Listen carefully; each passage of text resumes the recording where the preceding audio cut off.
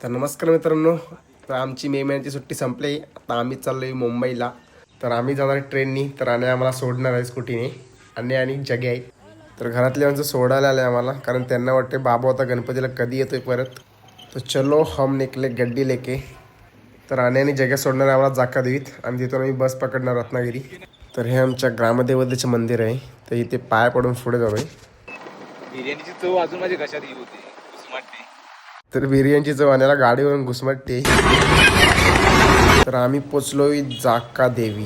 तर इथेच आम्ही उतरणार आहे आणि इथून बस पकडणार आहे. त्याआधी पोरांना जरा खाऊन आणि खिलवून घेतो.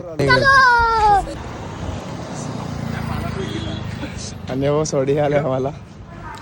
तर मग पोरांना चहा पाजली आणि मग बोललो जावा तुम्ही घरी, कारण आमचा बजेट लो बजेट बाई, काय बोलणार आता.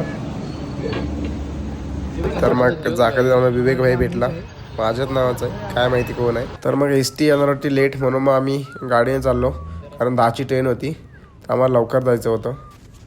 रत्नागिरी स्टेशनला पोचल्यावर वाटलं जसं काही एअरपोर्टला चालेल. मस्त एकदम मानलं आहे, मस्त लुक आहे एकदम. बघा, कोकण रेल्वे रत्नागिरी. तर मग गाडीची वाट बघत होतो खाली प्लॅटफॉर्मला.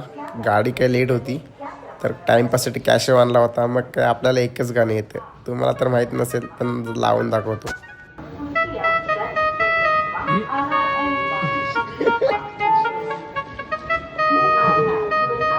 बस एवढंच येतं.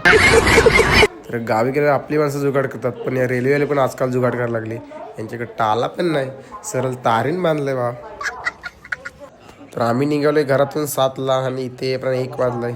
सगळ्यांची जिरली आमची. तर ट्रेनला आहे पॅक, गर्दी एकदम एकदम भरून आहे. पण भावानो, कोकणी माणूस काय आंबा नेल्याशिवाय राहणार नाही. तर जाम गर्दी, आणि आम्ही चढलोय वरती. आणि आमच्यावर एक सीन झालाय.